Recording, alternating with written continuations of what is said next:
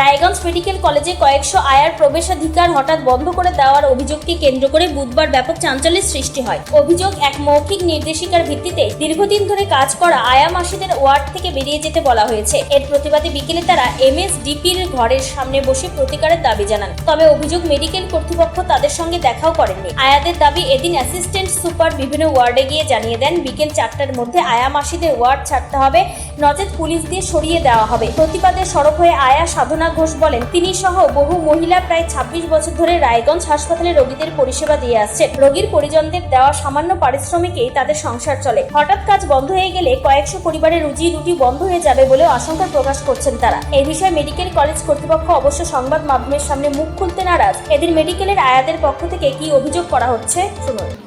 আজকে হসপিটালে গিয়ে বললো যে বিকাল 4টার মধ্যে নেমে যাবেন, না হলে পুলিশ দিয়ে নামিয়ে দেবো।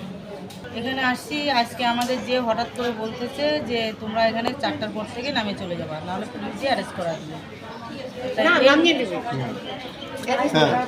তাহলে এর মানেটা কি হলো? আমরা যে জায়গাতে নিয়ে যাবো যে আমরা কোনো অপরাধ করছি না, কারো কোনো ক্ষতি করছি, আমরা তো ন্যায্য কাজ করছি, দুটো পয়সার বিনিময়ে। আমাদের বাড়ির যারা করে এরা সবার ফ্যামিলি বাঁচায় এখানে কাজ করে। কিন্তু যদি এরা সবাই চলে যায়, এর ভিতরে যে কয়েকটা লোক যে মারা যাবে কোনো গ্যারান্টি নেই, কেন এদের ফ্যামিলি চলবে না, তো আমারও ফ্যামিলি চলবে না। উত্তর দিনাজপুরের রায়গঞ্জ থেকে শ্যামলেশ তরফদারের রিপোর্ট, টাইমস 14 বাংলা। আরো নিত্য নতুন ভিডিও পেতে এবং তথ্য জানতে আমাদের ফেসবুক পেজকে লাইক ও ফলো করে রাখুন। সেই সঙ্গে টাইমস 14 বাংলার ইউটিউব চ্যানেলকে সাবস্ক্রাইব করতে ভুলবেন না। মুখের উজ্জ্বলতা হারিয়ে গেছে, স্পট পড়ে গেছে, ব্রণ ভর্তি, তাই আর দেরি না করে আজই আসুন রায়গঞ্জের চণ্ডীতলায় হেলথ প্লাস মাল্টি স্পেশালিটি ক্লিনিকে এবং এখানে পান অভিজ্ঞ ডাক্তার দ্বারা ফ্রি স্কিন টেস্ট। আরো বিস্তারিত জানতে যোগাযোগ করুন 9674895169 এই নম্বরে।